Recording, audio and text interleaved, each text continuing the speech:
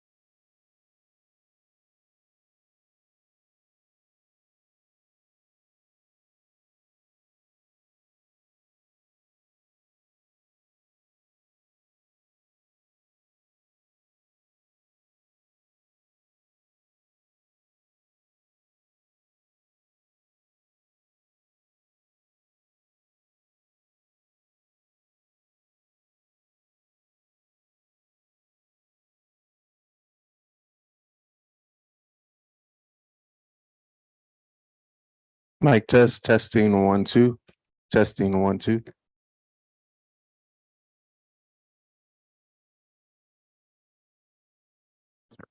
Testing 1, 2. Testing 1, 2. Very good. Thank you. Hello, testing 1, 2. Mic test, testing 1, 2.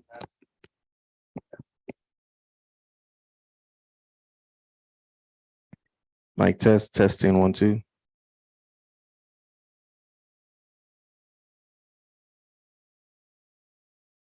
Mic test, testing 1, 2. Test, testing 1, 2.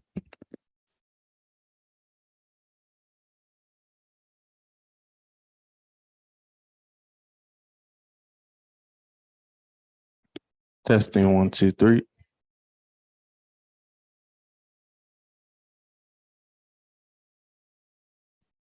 Mic test, testing 1, 2.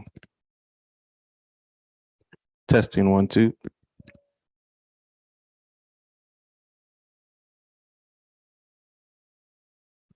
Mic test, testing 1, 2. Mic test.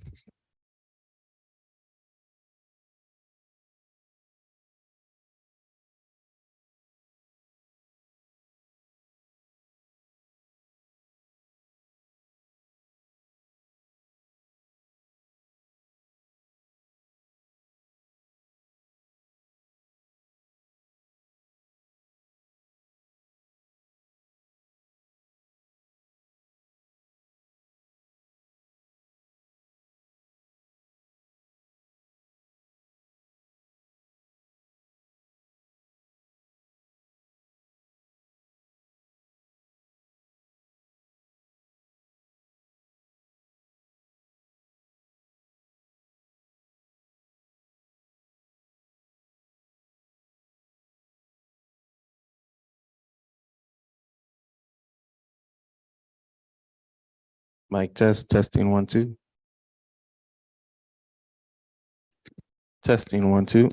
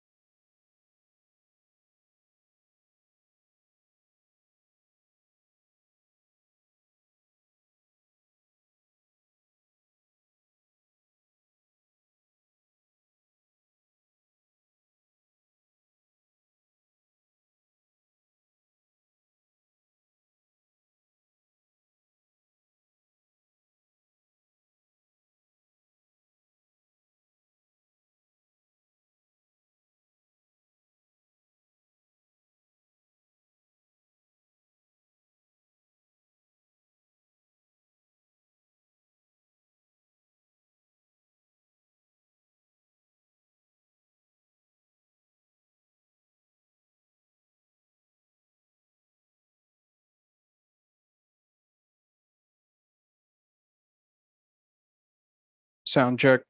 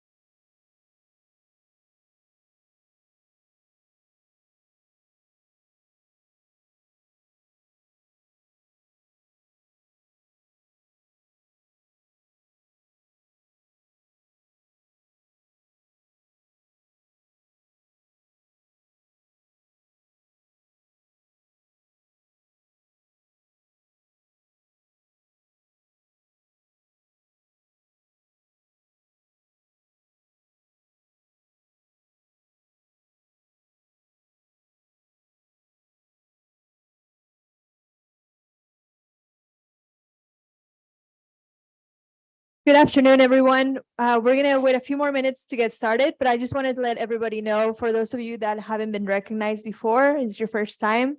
The way that this works, we will have our board members stand in front of their tables, and Mr. Soto as well, our superintendent. And so I will be calling each one of you by name. When you hear your name, just come up.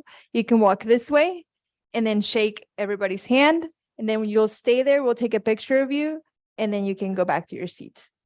All right, we'll start here in a few minutes. Thank you.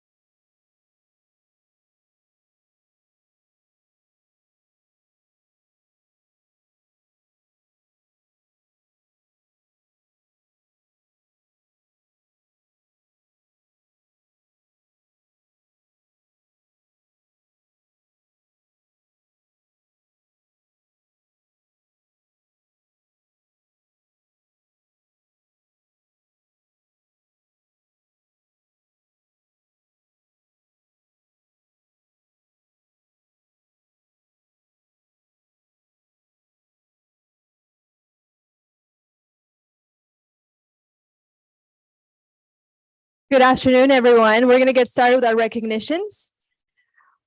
Our first recognition this evening is for Ms. Melanie Leija. She competed in our It's Time Texas Community Challenge, and she got 26,650 points. So she was the highest employee. She had the highest amount of points in our whole district. So the It's Time Texas Community Challenge is the first time that Harlem Del ISD participates in this, and it's a challenge across the whole state of Texas. And so for our first time participating in this, we ranked fifth place within the medium school districts across Texas. So I think that's a pretty big deal for us since it's the first time we participated. So if I can have Ms. Melanie Leija come up, please.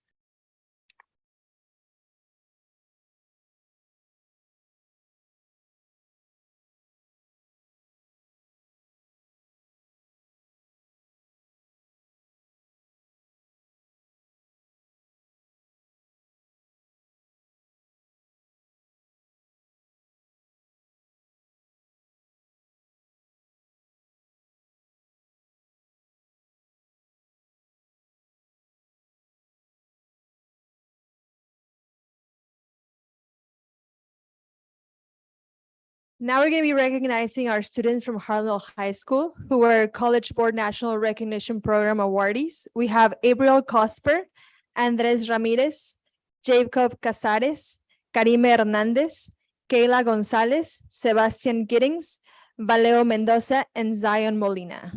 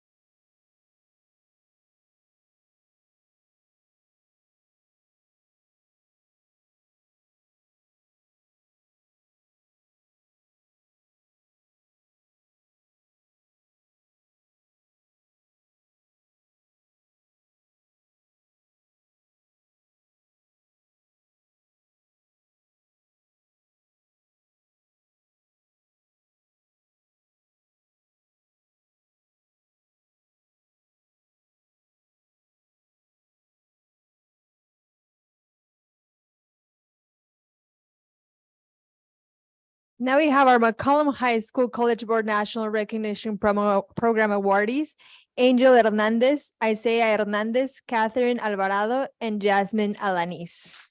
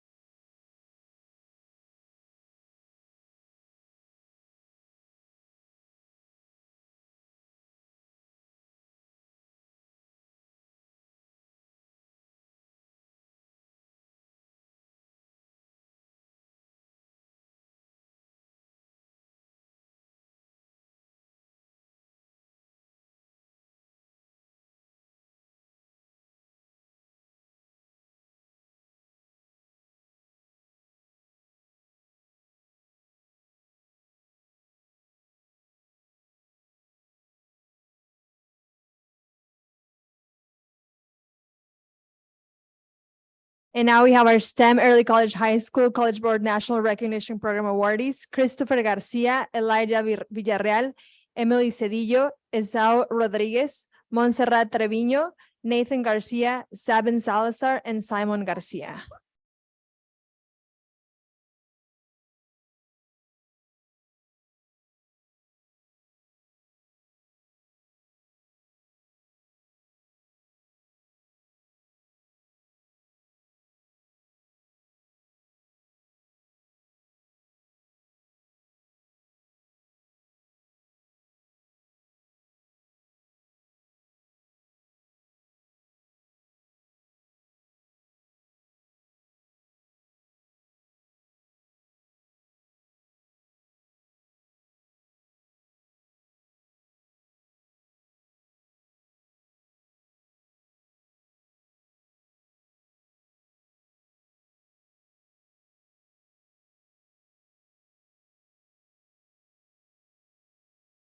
Now we have two students whose artwork will be exhibited at the TASB TASA art exhibit.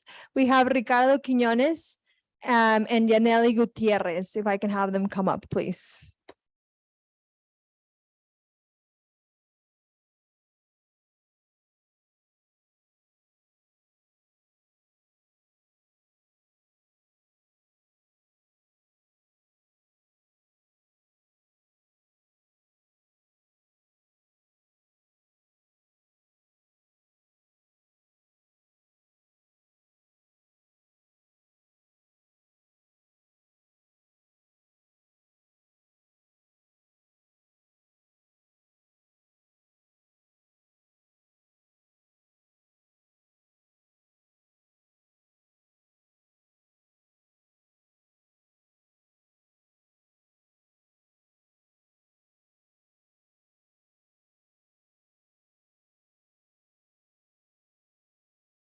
Now we have a few students from McCollum High School and from Terrell Wells Middle School. They participated in the Jovita Idar Student Art Contest. We have Fatima Abonce, Isabela Pachecano, Samantha Monzon, Antonio Ruiz, Jalen Hernandez, and Noemi Perez, and she is from Terrell Wells Middle School.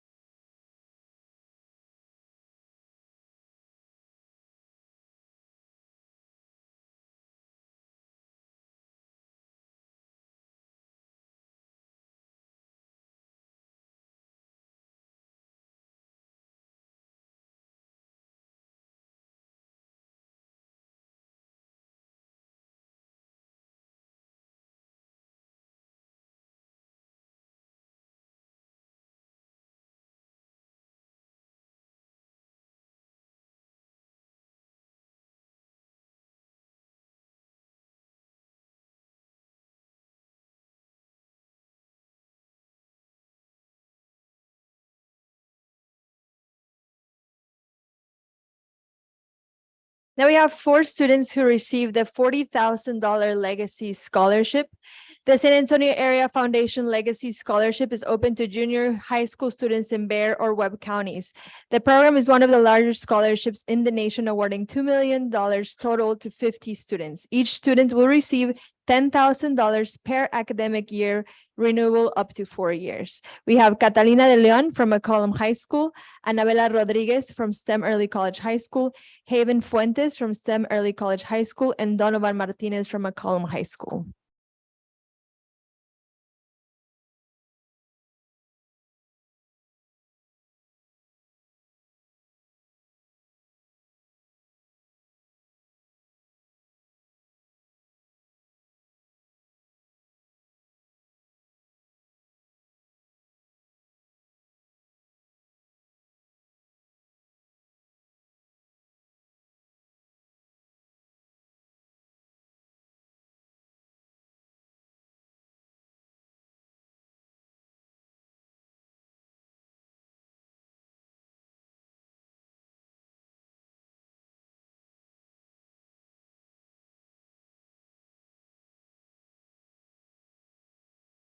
And now if I can have Mr. Noe Garza come up from Harlandale High School. San Antonio area teachers picked by Centro Cultural Aztlán Art Gallery and Department of Education art grant from U.S. Congressman Joaquin Castro, coordinators Luis Valderas and Kim Bishop. Our Harlandale High School Art 1 class will receive a $1,000 grant for art supplies to study and create visual art based on local Chicano photography artist Jorge Sandoval.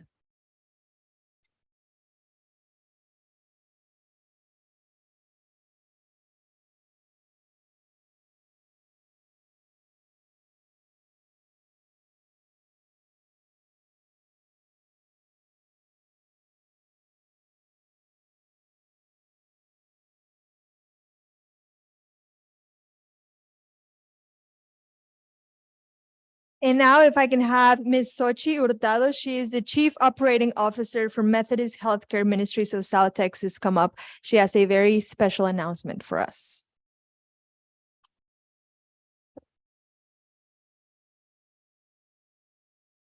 Good evening, everybody. My name is Sochi Hurtado. I serve as the Chief Operating Officer for Methodist Healthcare Ministries. In my role, I'm privileged to see lives transformed as a result of the announcements that I'm about to make.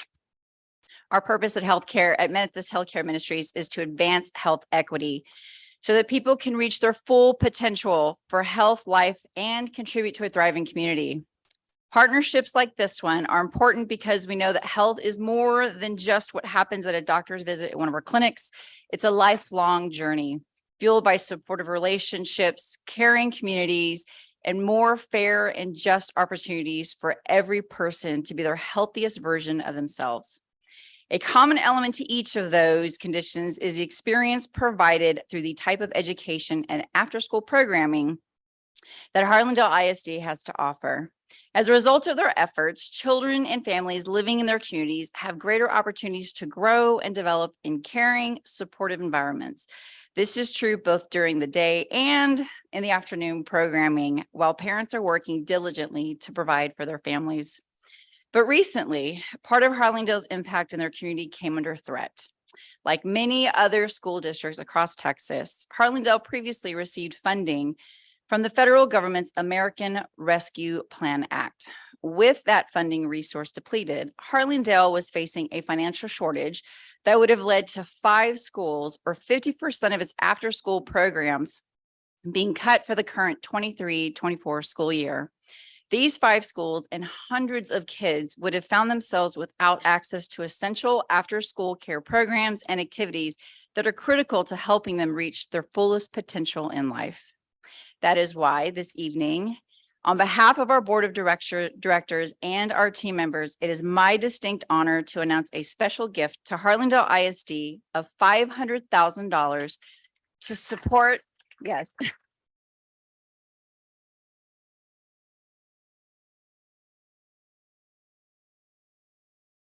This $500,000 is to support after-school care programs for the following 5 schools in the district: Schultz Elementary, Harlandale Middle School, Kingsborough Middle School, STEM Early College High School, and Frank Tejera Academy. This gift is meaningful to us, not only because of the impact on the families who rely on it for supervised care, but also because Methodist Healthcare Ministries Wesley Health and Wellness Center is located near Harlandale ISD, and students and families from these 5 schools often participate in our services and programming. Through this gift, Methodist Healthcare Ministry in Harlandale will build a healthier, thriving community by strengthening families, improving health and safety for students, and giving parents a peace of mind they need to work and lead happy, healthy families. At this time, I'd like to invite Superintendent Gerardo Soto, Student Support Services Director Reina Gallegos, and Extended Day Program Coordinator Danielle Grant Stanfield to come to the front and accept the honorary check.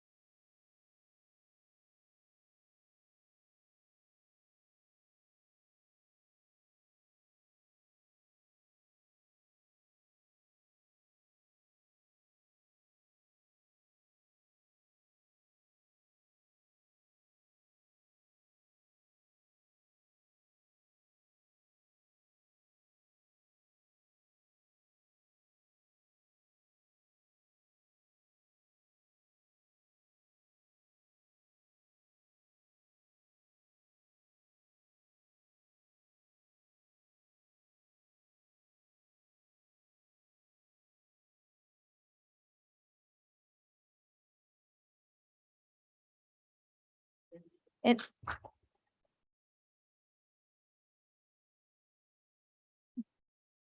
that concludes our recognitions for the evening. Yes.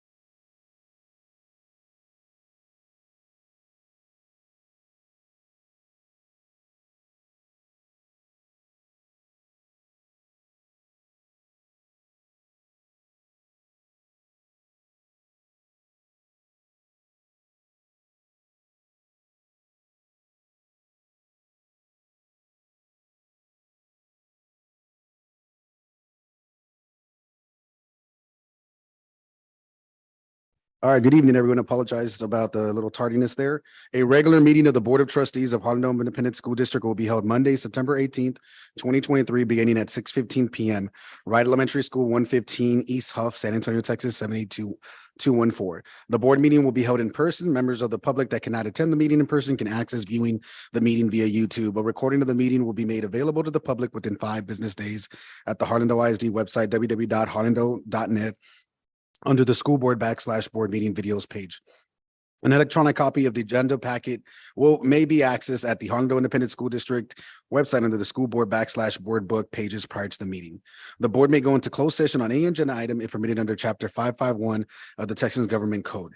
In such event, the board president will announce the applicable government code section prior to the board going into the closed session. Item number 1, thought of the day and pledge of allegiance. We're going to go that route. Oh, Ms. Radley, sorry. Thank you, Ms. Radley. Good evening, Board President Moreno, Harlandale ISD board members, Superintendent Soto, cabinet members, Dr. Castleberry, and the Harlandale community members. We would like to welcome you to Wright Elementary. The thought of the day is by Winston Churchill. Success is not final, failure is not fatal. It's the courage to continue that counts. Reciting the Pledge of Allegiance and the Texas Pledge are 5th graders Emma Zapata, Mia Garcia, and Mercedes Delgado.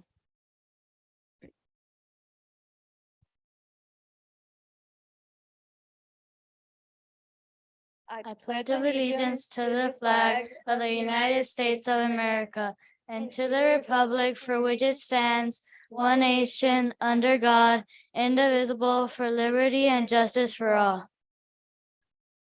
Honrar a la bandera de Texas. Juro a ti, Texas, un estado bajo Dios, uno e indivisible. Thank you.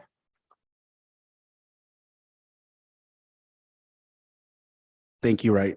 Moving on to meeting, we're going to go ahead and call to order. Roll call. We can go ahead and start the clickers.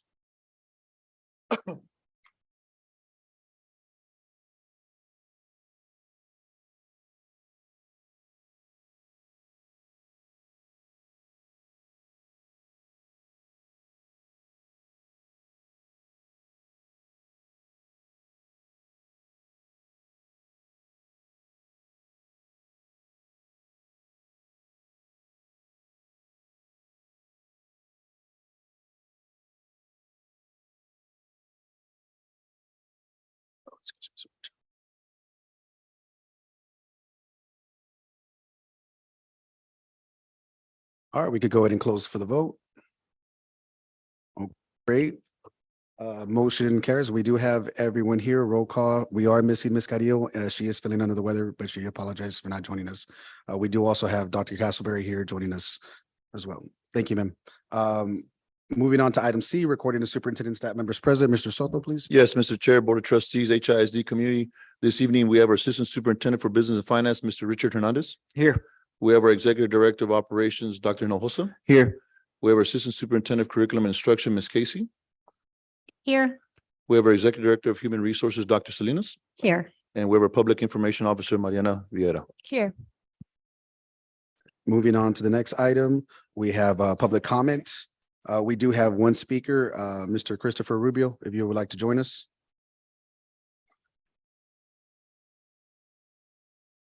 As you join us, Mr. Rubio, just a quick overview at 3 minutes, and they'll be posted above so you can see how much time you have, sir. So whenever you're ready, please proceed. First and foremost, thank you all for your service to our community. Good evening, esteemed members of the board. My name is Christopher Rubio Sr. I attended Rayburn and Adams Elementary, Harlandale Middle School, and the Great Harlandale High School. I was gifted and talented all those years, and I've been an Indian my whole life, and I wish to pass that legacy on. I transferred my 2 sons from Ideas South Flores and to Terra Wells Middle School because of the magnificent things I was hearing about our great district.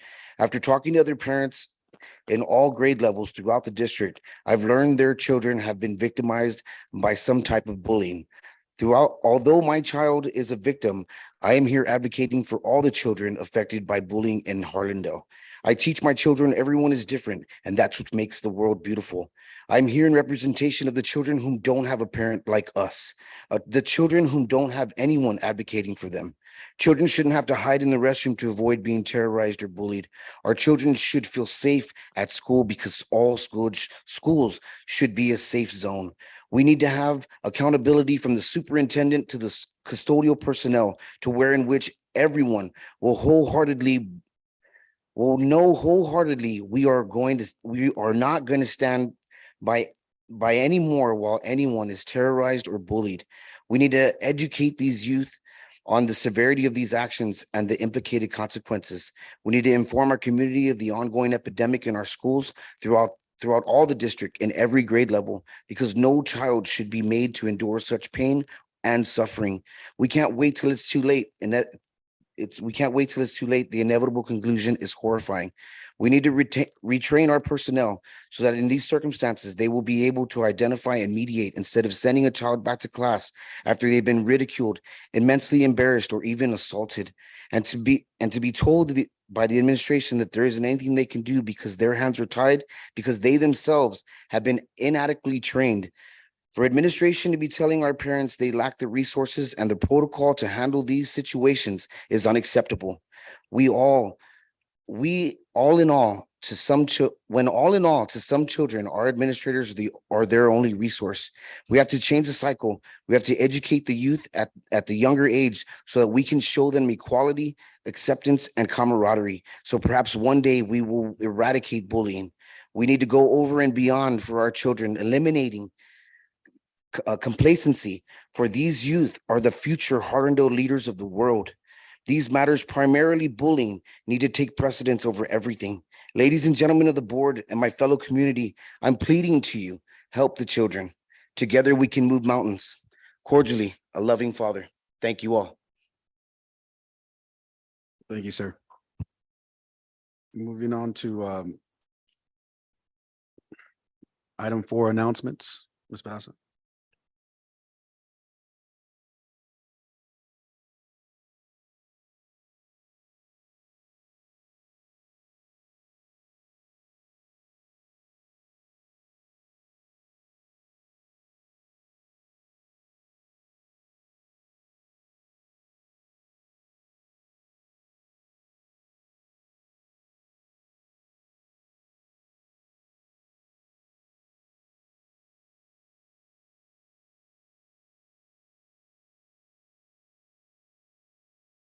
Good evening.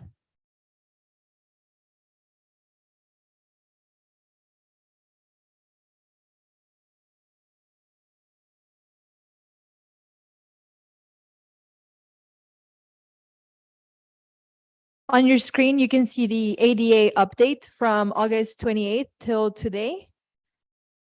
I don't know if you have any questions or if you need me to read the numbers out loud.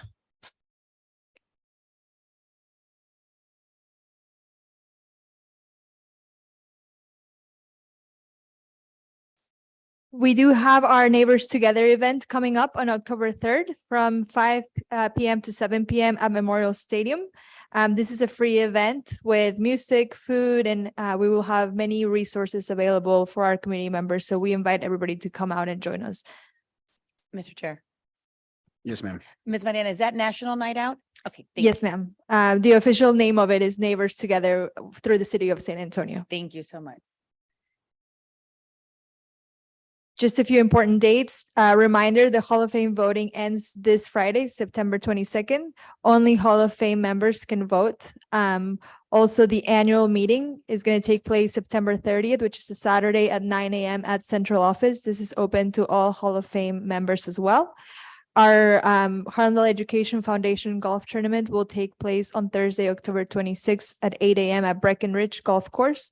And we do have our Hall of Fame banquet on November 2nd at 5 p.m. And of course, our 60th Frontier Bowl, which will be Saturday, November 4th at 7 p.m. And at this time, I'll have Ms. Casey come up for an SB 1882 update. Thank you. As you know, we had a board authorizing policy that allowed us to go out and do a call for quality schools to partner with Kingsborough Middle School. Since then, we have received one application. We are currently reviewing the applications and we will have interviews. That will happen within the next couple of weeks. Should the committee decide to move forward, we will bring that recommendation to the board for October's board meeting. Beginning if approved, we will start negotiating a performance contract with that partner, and that will come to the November board meeting. From November on, if approved, they will start planning and actually look at what does that redesigned campus look like. In addition, the district will begin to write an application for extra funding through the state for SB 1882, and that will be due in December. We will not know if we receive extra funding until March or April. And by that time, we'll be well into our planning with beginning of the year, starting with the new campus. Any Yep. comments, concerns, or questions? I do. Ms. Ortiz? What happens if this one candidate doesn't work out or we have to go with them? I believe at any point of the process, until we have a signed contract for the performance contract, at any point, either they or us can decide not to pursue the partnership. So if we only have one contractor that put in, and we don't like that contractor, the rest of the process stops because we don't have the contractor, or what are we going to do? What is plan B? That is correct. If we do not have it, we do not have time to do another call for quality schools. That would put us into the 24-25 school year.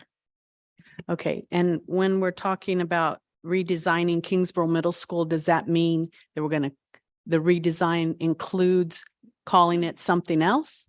Are we going to be changing the campus structure and we're going 4th through 8th? There's all kinds of rumors out there.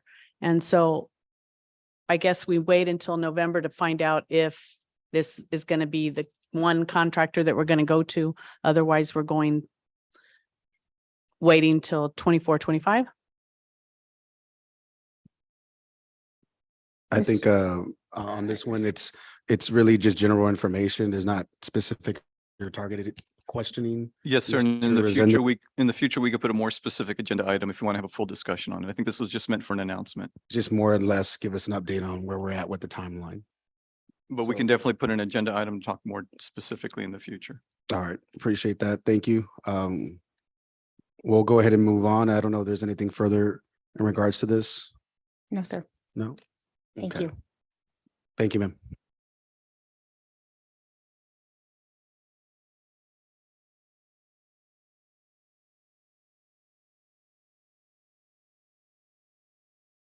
So moving on to item 5, information and reports. Mr. Soto A, the board will listen to a presentation on board goals for the district for grades for 3rd grade through EOC STAR assessments. Mr. Soto. Yes, sir. Mr. Chair, this time Ms. Casey will present.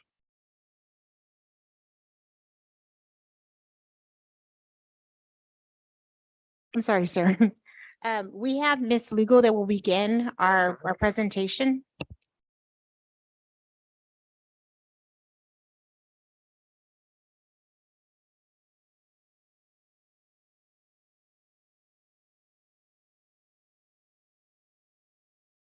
There, I got it.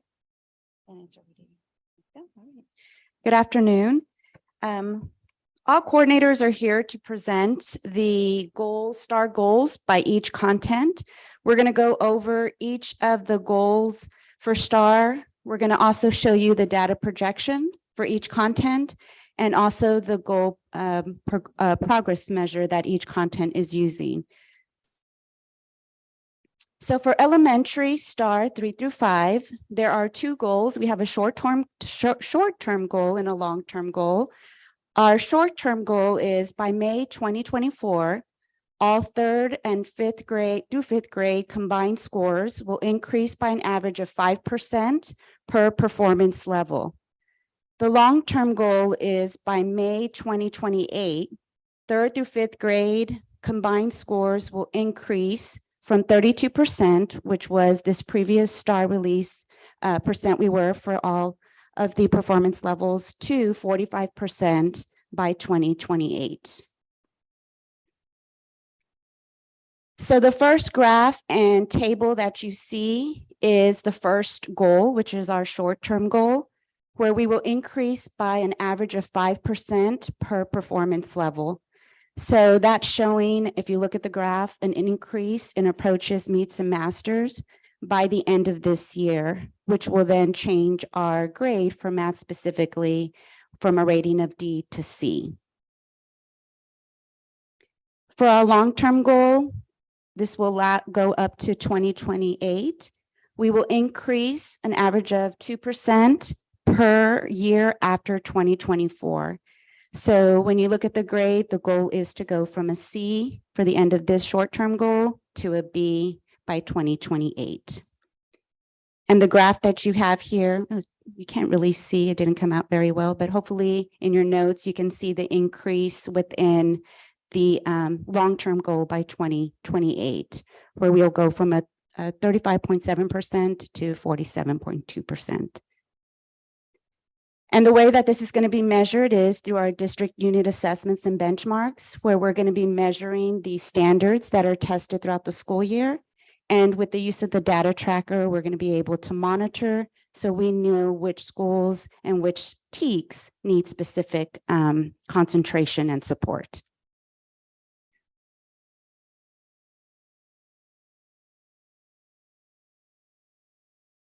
Good evening, everyone. I am Rita Garza. I am the Reading Language Arts Coordinator for Elementary. So same as Ms. Lugo, we're going to talk about the short-term goal for 2024, and then we'll look into the future at 2028. So for May 2024, the goal is that for 3rd through 5th grade students, the combined scores will increase by an average of 3.5 per performance level. As we fast forward into May 2028, 3rd through 5th grade combined scores will increase from 35.7%, which is what we have today for the 2023 school year. And we're hoping to make that gains to 47.2% in 2028. So again, you have a visual up here where you have the graph and the table. The table is showing you a progression of where we were in 2022, in 2023, and where we hope to be in 2024 by increasing 3.5 per performance level. So we're hoping to move us slowly progressing from a D into a C at the end of the school year with a 39.2% overall.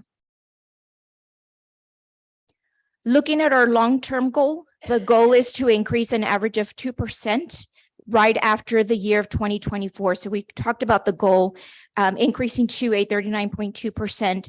The goal for 2028, fast forwarding into the future, is we're looking at 47.2%, slowly climbing from a C and progressing into a B. So we're hoping by 2026, we will have hit that B area and continue on as we get to 2028. So I promise that 25, 26, and 27 are not invisible. Those bar graphs are in there. We're hoping just that visual of seeing that building as we're getting into 2028. The way that I will be monitoring and progressing, just kind of checking with the goals that we have, is we're going to make progress toward this STAR goal. We'll be tracking using the extended and short constructive response data on unit assessments as well as district benchmarks.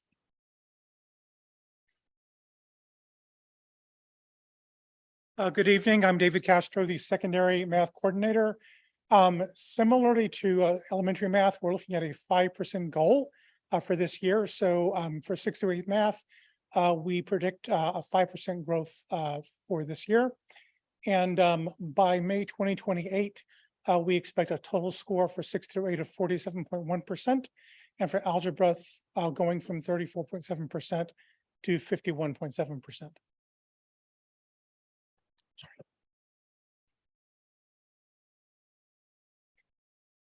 And so what that shows us is that by 2024, our overall score should be 35.1%.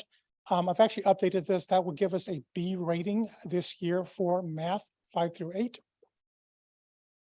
And projecting forward, we will maintain that B rating through 2028 with a 3% average growth. Although it's not on this chart for 2029, that would turn into an A rating. And this is, of course, the somehow it's not invisible graph showing the increases over time to our ultimate goal.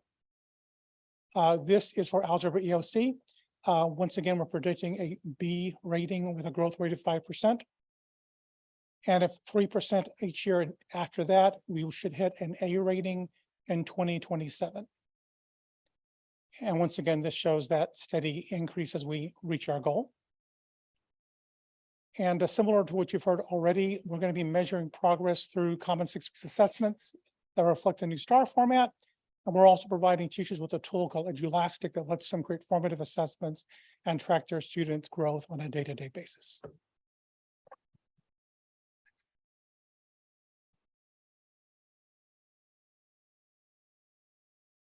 Good evening, board members. I'm Justin Pozos, the English Language Arts Coordinator for secondary, and I'm just going to present to you the board goals that we have for next year and also projected for the next 5 years. So in looking at 6th through 8th grade together as a band, as combined scores and English EOC, we're looking to increase by an average of 3.5% per performance level. And then looking ahead to 2028, we're looking to increase those scores to 45% and 46% respectively for 6th through 8th grade, and then also the English EOCs together, English 1 and 2. When we look at 6th through 8th grade, the reading scores combined, you can see in 2022 to 2023, we took a big hit.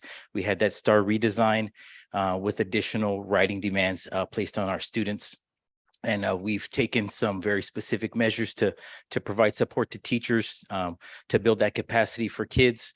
And we're looking by next year, 2024, or actually this May, to push those scores back up to 39%, which would, for reading alone, would put us back in that B rating. For our English EOCs, we're looking at steady growth from last year to this year, and then on again to May 2024. Looking if we maintain that steady growth to again sit within that B rating at 38.7%. When we look ahead to our 5-year projection, we're looking from 2024 to 2028, 1.5% growth per year. And we're just looking to make those gains steadily with our students and teachers through ongoing support. And you can see that again represented on the graph in front of you. When we look at our English EOCs, English 1 and 2 combined, again, we're looking for the steady growth from 2024 to 2028. Making gains and refining our teaching practices to help students grow. And again, moving from 38.7% to 44.7%. And then again, the graph that you can see representing those numbers as they grow over the next 5 years. With our secondary reading language arts program, we're really looking to support our progress towards that STAR goal by tracking our extended constructive response data, which is basically the new STAR essay for students, and using that data, really determining what students are going to need to succeed on the STAR test. When we looked at data across the board, we found a strong correlation between the student's success on the extended constructive response and their success on the test. And if they did bad in one, they did bad in the other. So we know if we can really target that writing, that new writing component, that we can really build that success with students. Thank you.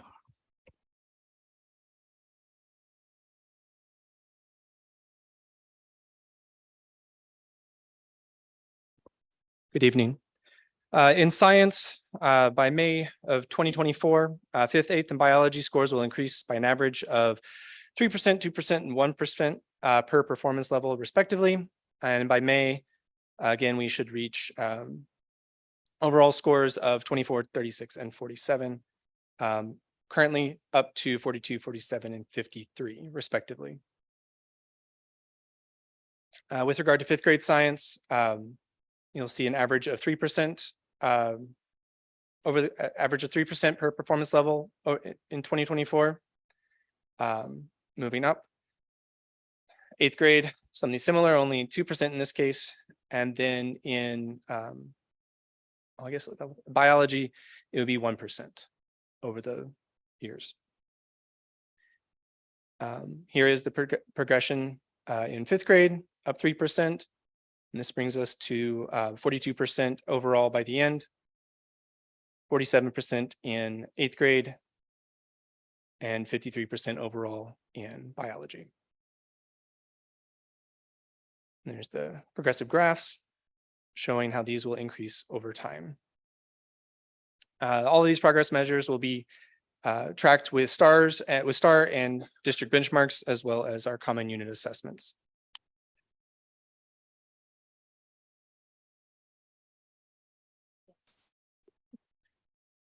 Hello, Rubina Pantoja, District Social Studies Coordinator. And so you get to see the sixth iteration of the same kind of graphs.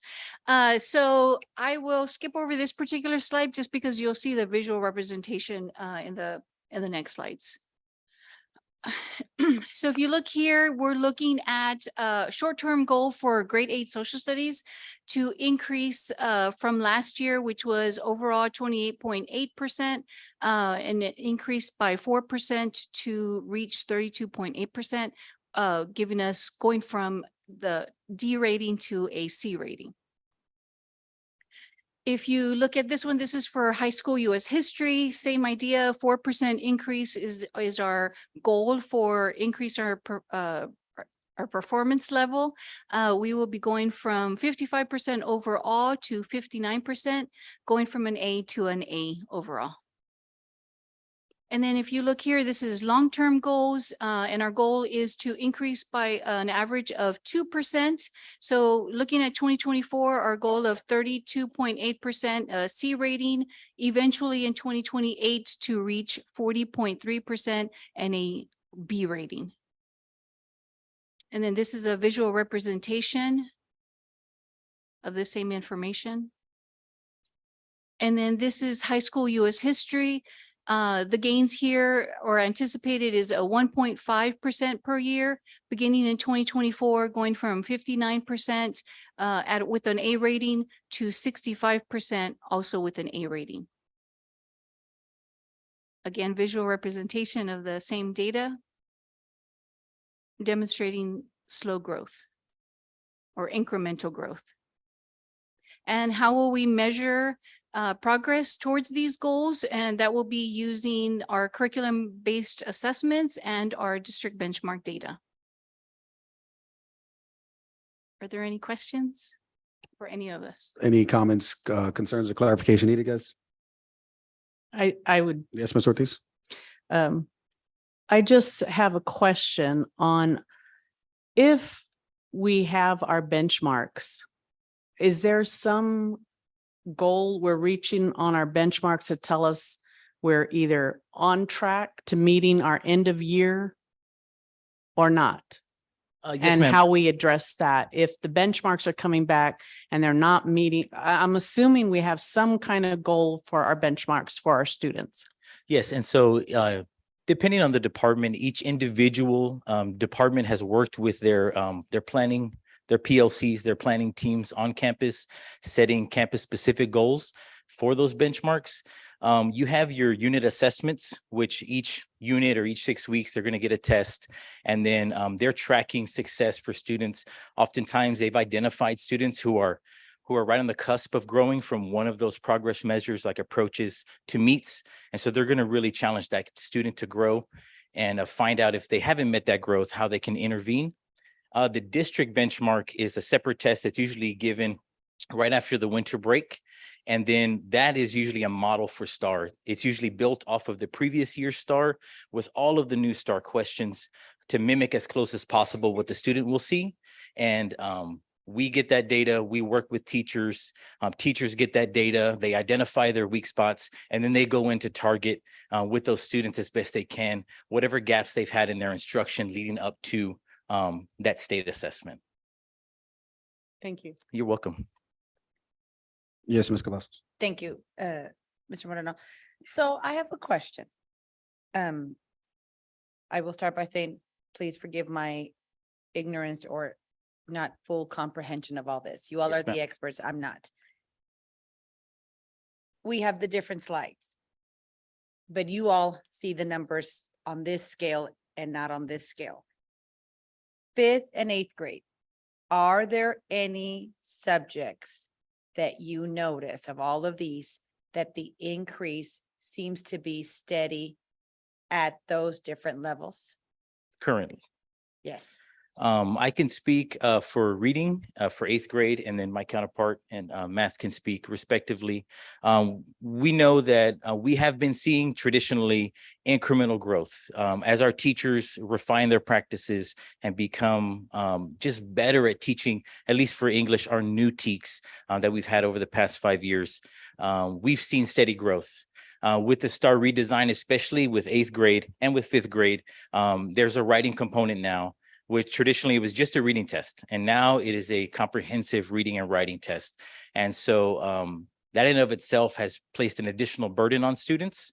And as teachers have placed a really strict emphasis on reading, we've now seen that there's a gap, and we have to go back and address that gap. And I anticipate teachers putting a renewed emphasis on that writing, which is now based on a text. And so we should see that growth, to continue in the future. And you answered my second question, because I was gonna say, is the writing part of it now making that impact where you can see that gap? Yes, ma'am. And so we actually went back and we analyzed the data, and we took all the students' extended constructive response scores. So from a 0 to a 10, they get 2 grades, 0 to 5, and they add them together. And basically, when you look at what the kid got on the writing compared to what they got on the test, if they did bad on the writing, they did bad on the test. And it's, there was a direct relationship between the two. And I heard you say that, and Yeah. I thought, let me double check again, just in Mhm. case I misunderstood. Thank Yeah. you. Thank you for clarifying that. You're welcome, ma'am. Did Any you- other comments, concerns, or clarification needed? I know on this piece, Mr. Soto, because in all the obviously with the STAR 2.0 and the redesign, and with us still waiting for the A through F scores, and the times that Region 20 has explained it to us, in actuality, most of the time we did better than what we did last year, but unfortunately the scale has been changed. So it may seem as if we've done less or not as well as we've done previously. I don't know if you're able to kind of speak on that, Mr. Soto, or kind of elaborate on, because I know you've addressed it with us as a team before. Yes, sir. Even Ms. Juarez, I believe, sent an article this afternoon, today, if you guys got a chance to check your inbox. But I'm proud of the team, and they're doing their due diligence, as Mr. Pozo says. We strive for growth for our children, and we want to keep improving every day, every single day. And the metrics where they come out, and they got pushed back to October, but we're going to concentrate on just keep growing our children every single day. Thank you, sir. And I don't know if it's possible, Mr. Soto, just I know you've expressed it before for our team, but the level, the type of questioning, the depth of knowledge, I guess we're looking at the STAR 2.0. Can you just brief over, I don't know, you or maybe Miss Casey can just kind of share, kind of expand on like the type of questionings that our kids see now that we've had to institute and implement on the fly, because it is something new that our students are having to do, whether it's a short constructive response or the extended constructive response. I know there's just so many more, and it's supposed to enhance the ability of the students to make a better score. But I don't know if you or Ms. Casey can kind of just give the board a brief overview real quick of, or just in general, like the type of question, because you're gonna have the drop downs, you're gonna have the highlighting, you're gonna have the underlining, all those pieces. I don't Ms. know, Ms. Casey? Casey. Yes, Just and- because it's just so much stimuli now, and And so like you stated, we have short constructed responses, and actually in every single grade level and every single subject, they're specific to that subject. So we have in English, ELER, what that looks like is very different from what math looks like. And what our coordinators have done is we actually have students practicing on those responses. We do our testing online. We made that move over 3 years ago. So students are practicing that, and that is something that's embedded. That is definitely something that we saw that impacted our scores this year, and that's what we would continue to do. But for this year, every student sitting for a STAR test experienced a different question that they had ever seen before. As much as we prepared them for that, what we find in the past, whether it was going from TAKS to STAR, we find that kids will make that transition once we get better at teaching that, exposing that, and then of course, giving them practice at it. Yeah, well, thank you for elaborating on that, Ms. Casey. I know a lot of times we forget it's not simple multiple choice questions that our students are seeing now. We're seeing a myriad of types of questioning, and the level of questioning is even more to the depth and rigor. So it's something that I know the team and Mr. Soto has entrusted amongst his cabinet and such to make sure that our kids are prepared. And so I'm glad to see that we're putting that in place. The other thing just to emphasize to our team is that I'm sure at every class, every school, every campus, there's a data room. And they're, for the most part, hopefully all the data gets in really quickly. But for the most part, they're actively reviewing it, assessing it, evaluating, trying to target specific students and provide that instruction to support them. And I'm sure Mr. Soto can echo that as well. But I just wanted to make sure we're aware that that's constantly being reviewed and revised and seeing how we can spiral information into our students' toolkits. So I don't know if there's anything else, Mr. Soto, on that you'd like to share. Or... Okay, thank you, sir. But that's it for me. I don't know if anyone had any comments, concerns, or clarification needed. Mr. Chair, just one thing. I know you said the burden on the students, and absolutely true, but it's also that burden on the teacher. And I'm going to say this, although it should be Mr. Moreno. So I'm sorry, Mr. Moreno, if I'm jumping the gun here, but whatever we can do to lessen that burden of this new test with these new unforeseen struggles, because it's new to the teacher, to us as board, and mostly to the students, please let us know. Thank you so much for your hard work, everybody. Thank you. Thank you, ma'am. Anyone else have any other comments, concerns, or clarification needed before we move on? No? Okay, well, thank you, team, for presenting that to us. Moving on to item B. Okay. The board will be presented with the health insurance survey and committee update. Mr. Soto, please. Yes, Mr. Chair, at this time I have Ms. Jackson present.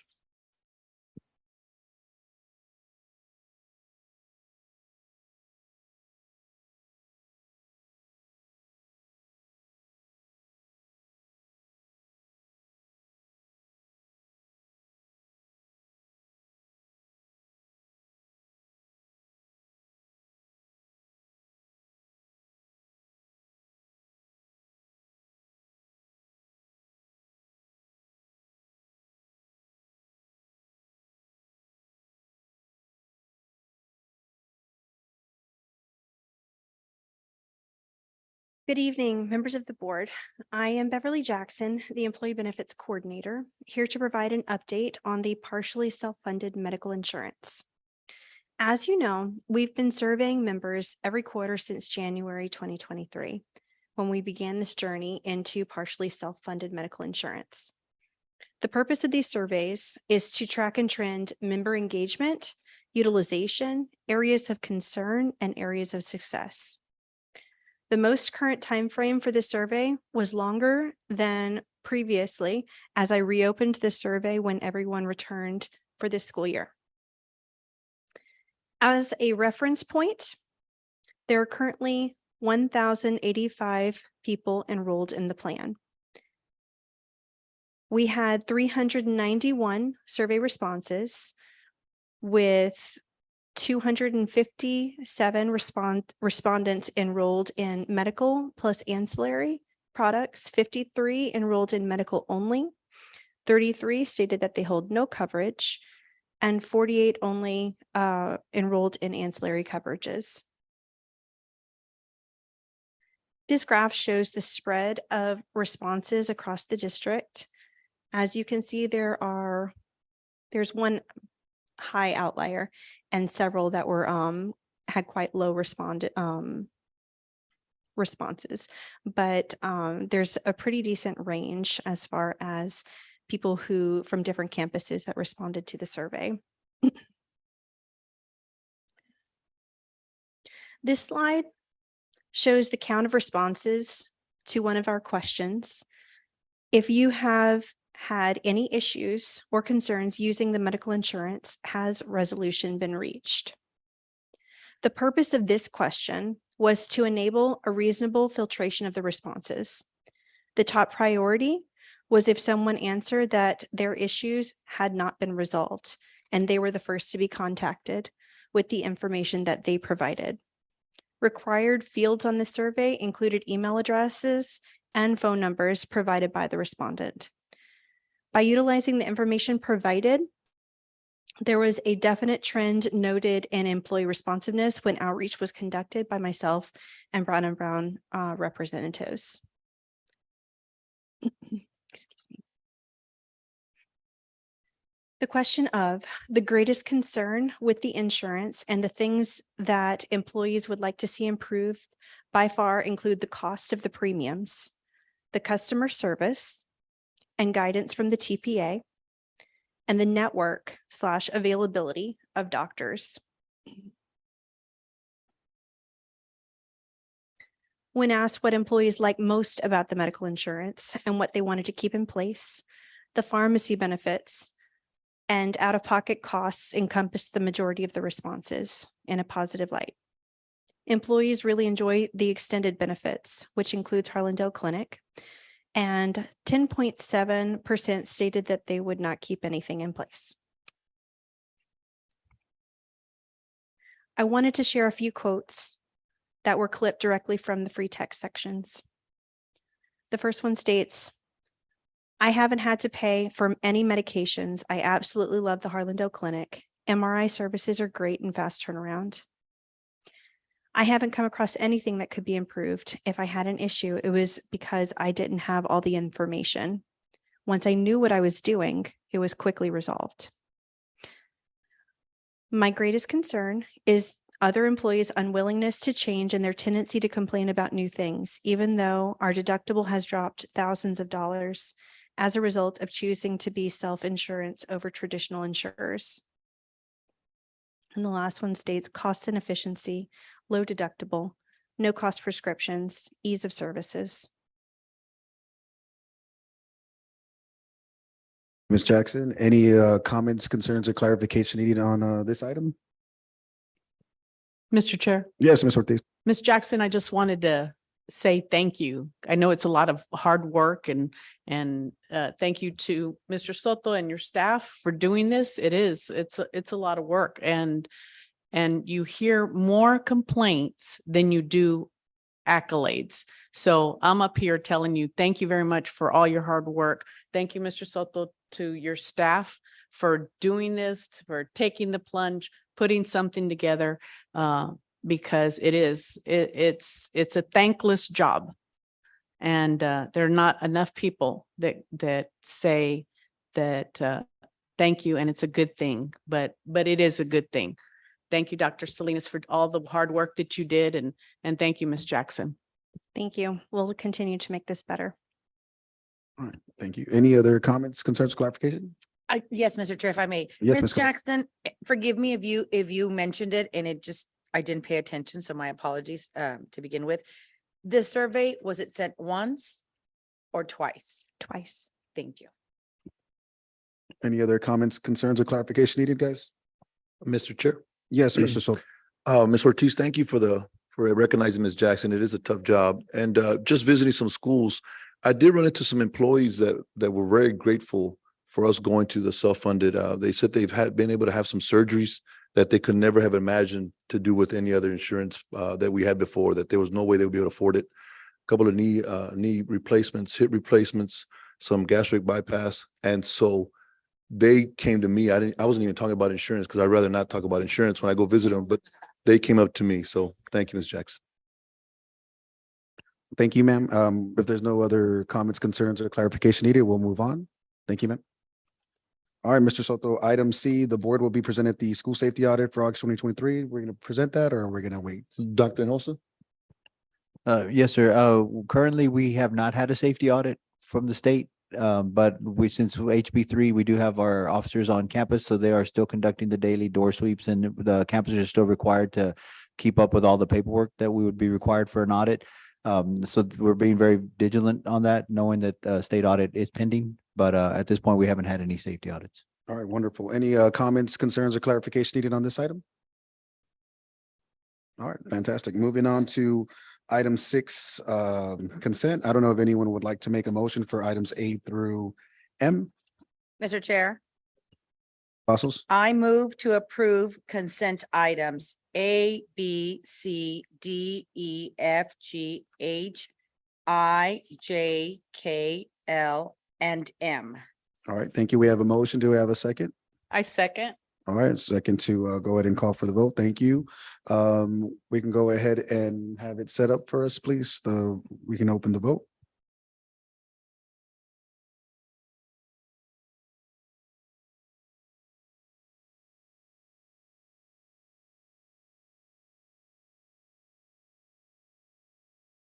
All right, we can go ahead and close it, please.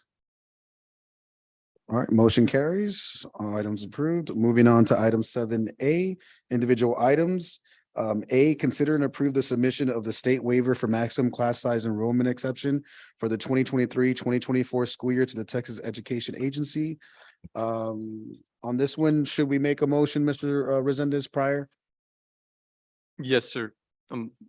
Well, you could do a motion in a second, then discuss it. Okay. Or if you want, somebody wants to start discussing it, you can. Either way is okay. All right, well, if anyone would like to go ahead and I'll go ahead and make a motion to approve the submission of state waivers for maximum class size enrollments for 2023-2024 school year to the Texas Education Agency.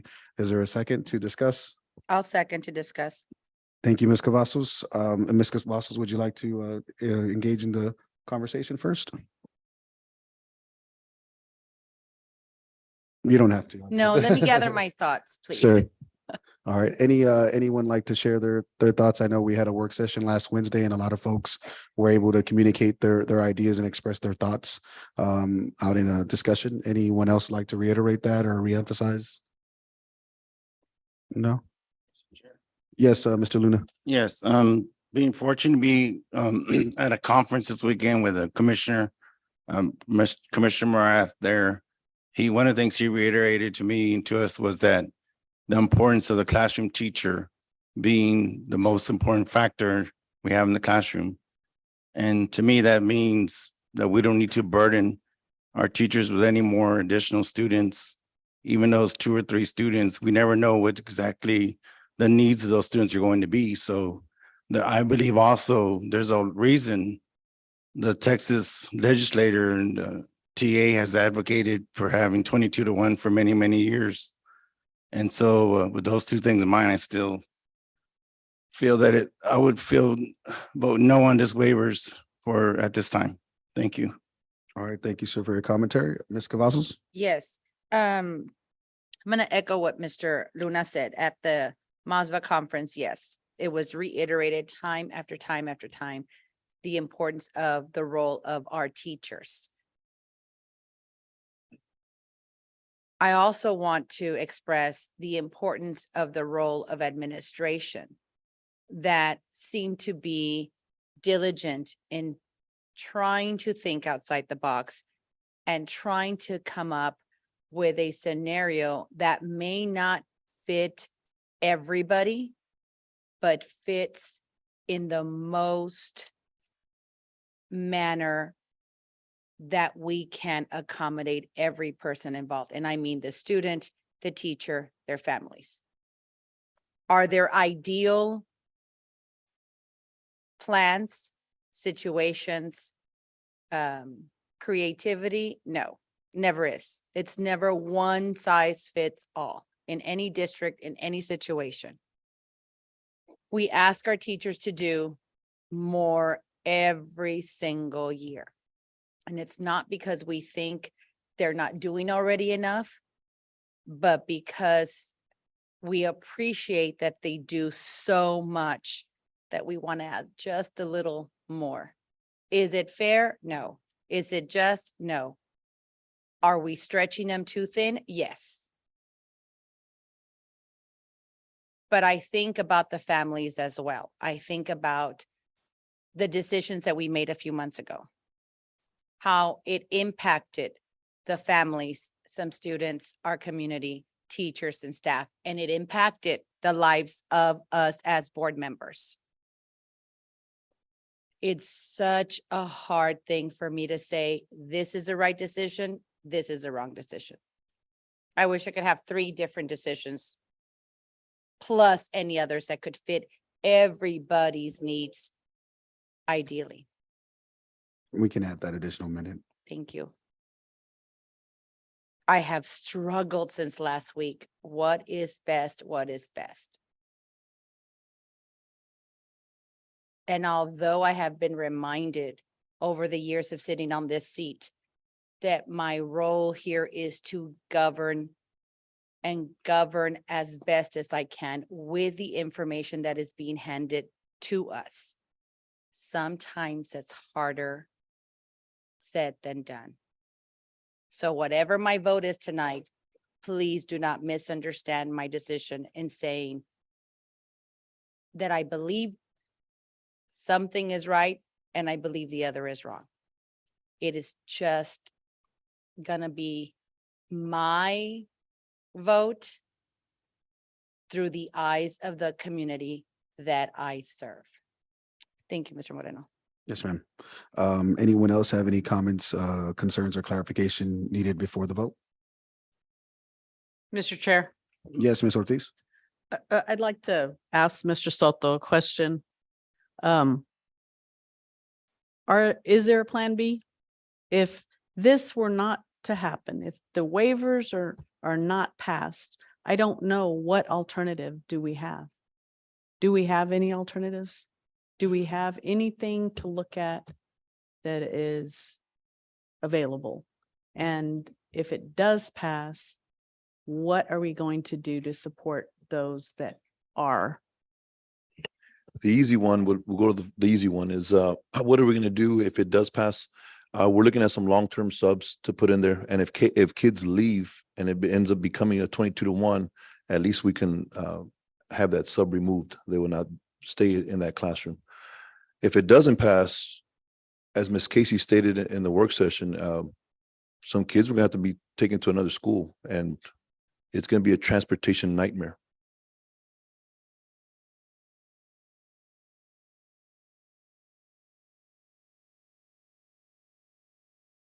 Mr. Chair, Mr. Soto, and we're still, because, our district funding depends on ADA. And I'm hoping we're still marketing to bring in students because we have wonderful programs that are in our district. This might be a little hiccup, but we are hoping to raise our ADA. Are we not? Are we not marketing to? Definitely, we want our attendance to be, we've put some incentives in place. We also even sent one out Friday, another incentive, district-wide incentives. We have campus incentives, and so definitely we want our EDA up.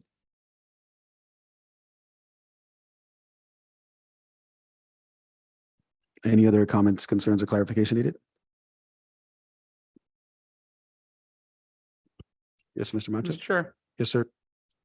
Mr. Soto, I want to thank you for that chart of how many kids are in each classroom at Adams and at Bel Air, and the 1 to 25, 1 to 23, 1 to 25, 1 to 23. That's perfect. It's broken down a little bit better. If we ever run into this situation in the future, sir, can we hear from our principals to see if they're putting the right person? Are we putting the right person in that position to be able to control, that we're able to exceed, if we're running into a situation where we're going to exceed the amount of kids? I want to make sure that it's the right teacher for that position that's going to be able to handle those extra kids, not just any. I understand staff works with it and puts a plan together, but I would love if I'm not going out of place, Mr. Resendez, if we can get a view from a principal's perspective of if that person that he or she shows is the best person for the position. Thank you, sir. All right, thank you everyone for your comments. I'll just reemphasize again too, guys. I know it's not the ideal situation when it comes to having more students than that. The 22-1, but keep in mind the last thing we want to do is to make any more inconveniences to our families, and that's something that we did have to address a couple years ago. And then we came back and made sure that we righted the situation by making sure that those students were not moved. But I think with the plan that Mr. Soto has in place, hopefully things will be put in an orderly fashion where our kids can stay where they're at now, and our teachers will get the extra support that they need, and we'll go from there, and we'll pivot whichever way we need to, because that's always the name of the game in education, and hopefully we'll go forward and see what situation continues or what other situations arise. But I feel confident in seeing that the things will be going in the right direction. So if there's no other comments or concerns or clarification needed. I'd like to ask a question, Mr. Chair. Yes, ma'am.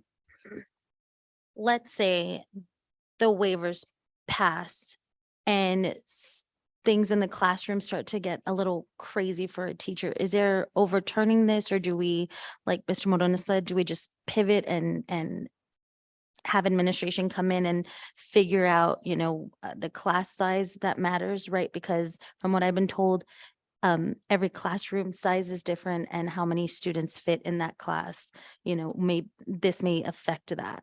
So is there any overturning this decision in the future, if needed? Mr. Resendez, I don't believe we can overturn once we pass this waivers, correct? Or not? Yeah, well, I'm not sure, Mr. Ruiz, what you're exactly asking. I mean, and if, can the circumstances change where it's back to 22-1, or what do you mean? If it gets too difficult for a teacher to handle 25 students, Mr. Soto's principals will decide and handle that. I mean, that's a campus level issue, and whether sometimes there are classes with 17 and a teacher can't handle it. So the principal will just have to direct and redirect. Is that correct, Mr. Soto? That is correct, Mr. Resendez. And as noted to Ms. Ortiz, we are going to send extra support to every single of those classrooms, and we'll make sure we monitor them, Ms. Ruiz. It's a good point. And yes, exactly. If a teacher is struggling with 25 students and her support is also struggling, we as an administration with the principals and the academic deans, we have to figure out how we can better serve our children. thank you for that. Thank you.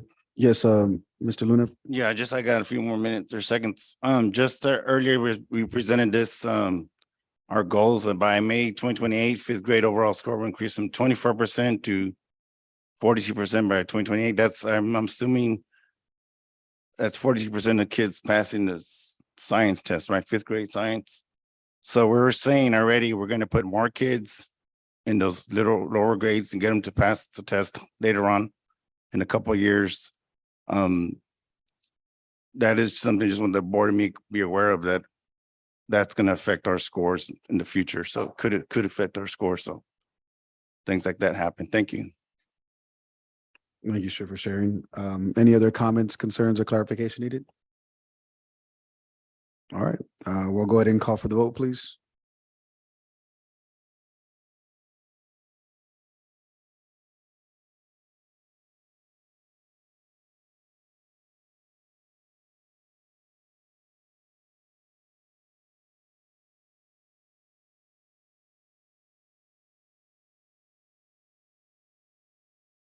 Go ahead and close the vote, please. All right, motion carries. Moving on to item 7B. Consider and approve a board resolution nominating one candidate for each of the 5 positions to be filled on the Bear Appraisal District of Directors for January 2024 through December 24. Mr. Resendez, on this one here, because as we know, our footprint is very small in comparison to others, unless we were actively pursuing this appointment.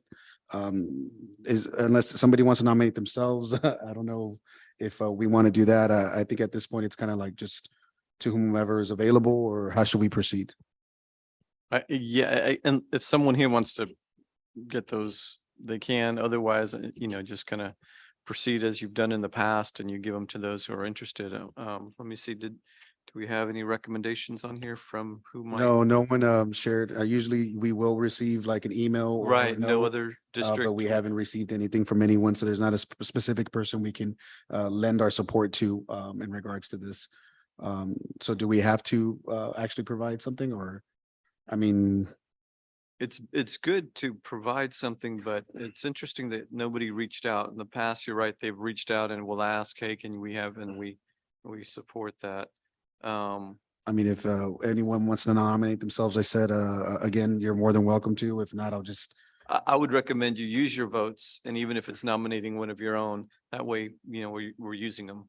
okay. I think that's important to use them. Well, then if that's the case, Miss Reese, would you be okay with me nominating you for to be our one candidate?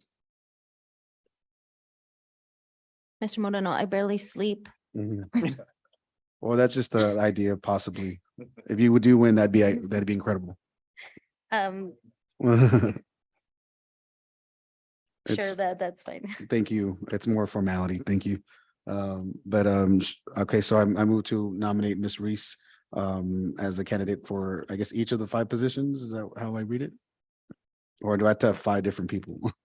It's better to have 5 different people, just so that way. It says one candidate for each Of the of 5 positions. Let me go read I'm that sorry, again. I should have asked Mhm. permission to speak. No, Sorry. you're fine. ma'am. So then you're right, ma'am. It does say, yeah, we can just nominate. I second Yep. Mrs. Reese's nomination. Okay. So, okay, I guess we'll just nominate one person. Yep, and- you can do that. And we'll go from there. So motion's been placed, a second and accepted by Ms. Reese and a second by Ms. Cavazos. I guess we'll go ahead and call for the vote in this matter. Is that? Yes, yeah, because you can appropriate? nominate up to 5, but one candidate's fine. So Okay. Perfect. Thank you. Yeah, and yeah.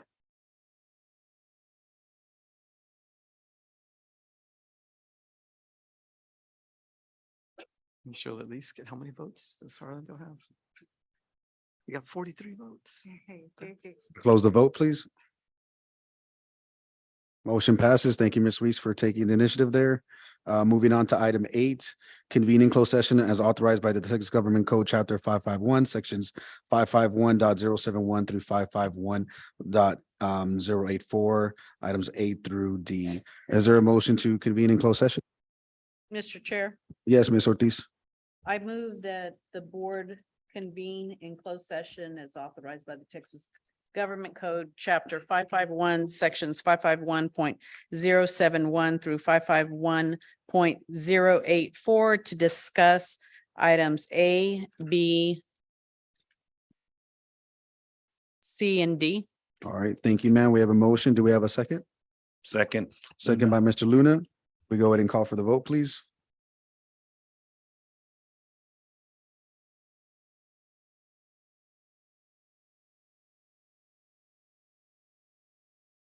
All right, go ahead and close the vote, please. Motion carries. It is now 7:19 and we are in closed session.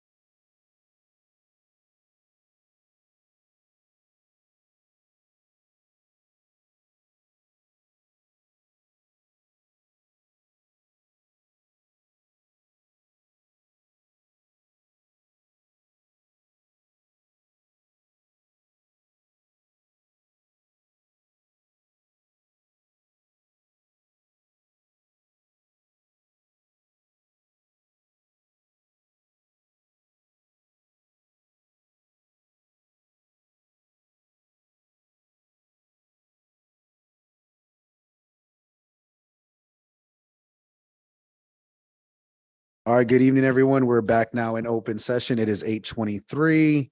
Moving on to items 8A, no action needed. Item 8B, no action needed.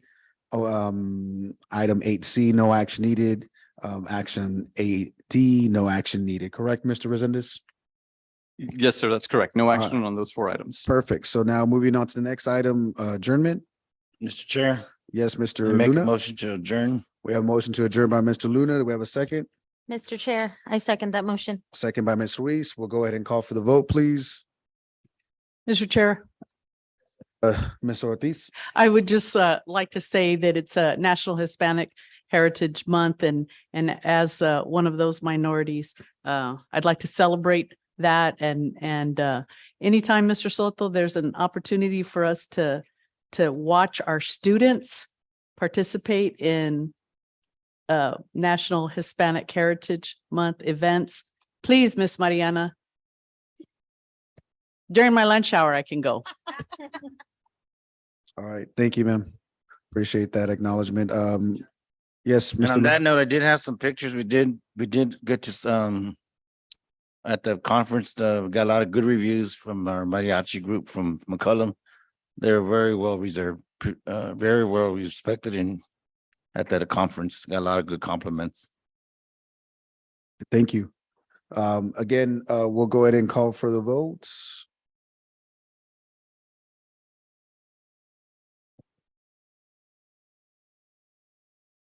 Close the vote, please.